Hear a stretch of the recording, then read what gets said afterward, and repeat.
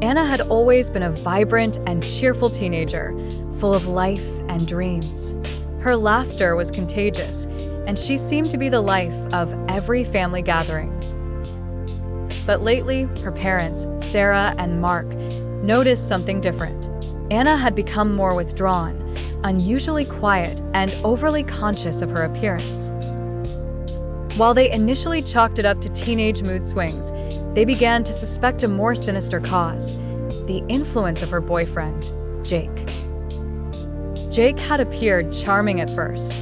He was polite, seemed genuinely interested in Anna's passions, and appeared well-mannered to Anna's family. However, Sarah could not shake the feeling that there was something unsettling about him. Over time, that feeling grew into suspicion. One evening, Anna's parents decided to have a discussion with her, sensitive to the fact that teens often guard their privacy. "How's everything going with you and Jake?" Sarah gently inquired, hoping to get a glimpse into her daughter's world. Anna hesitated, a flicker of discomfort crossing her face. "It's fine, Mom. He just wants what's best for me."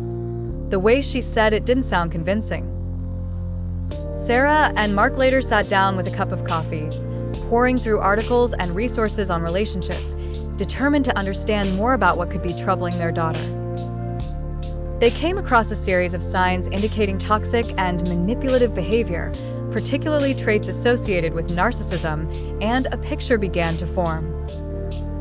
The first clue was Anna's constant need to seek Jake's approval. Friends had mentioned how she frequently apologized for things she hadn't done when Jake was around, and they noticed how easy it was for her to cancel plans with him the moment Jake called.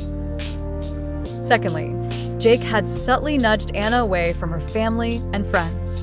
It was never overt, always wrapped in a guise of concern for her or criticism of her social circle, isolating her bit by bit. Sarah also realized how Jake tried to dictate Anna's choices, from clothes to her career aspirations, with an eerie authority.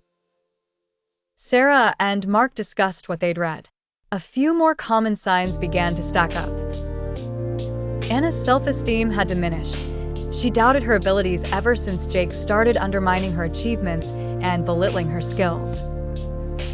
Jake's constant need for praise overshadowed Anna's accomplishments too, shifting the attention back to him at every opportunity. The chaos Jake left as he deflected any criticism back on Anna, turning her feelings around, making her feel guilty about expressing annoyance or displeasure. As they sat weighing the list, Mark recalled one of the more troubling things: a story Anna's friend mentioned about Jake's previous partner's feeling exhausted and overwhelmed by his behavior, a web of confusion and self-doubt crafted by mind games and manipulation.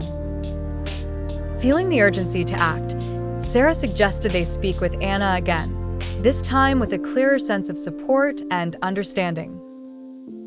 The goal was not to alienate her, but to make her aware they were there to help without judgment.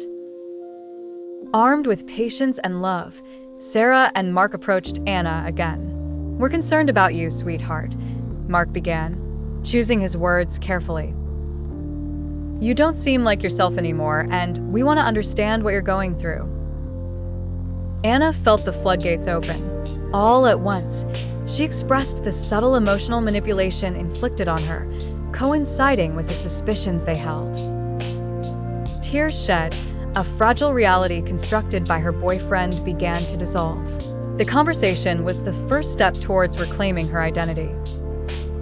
Over the subsequent weeks, with the guidance of a counselor and the unwavering support of her family, Anna learned to articulate her boundaries and regain confidence. The transformative journey was difficult but necessary. This experience taught Sarah and Mark the importance of not turning a blind eye to subtle changes, underscoring the need to stay connected and involved in their child's emotional well-being, especially during formative teenage years. They knew now to trust their instincts. Discomfort wasn't mere paranoia, and they bore witness to how love and patience could guide them through a storm.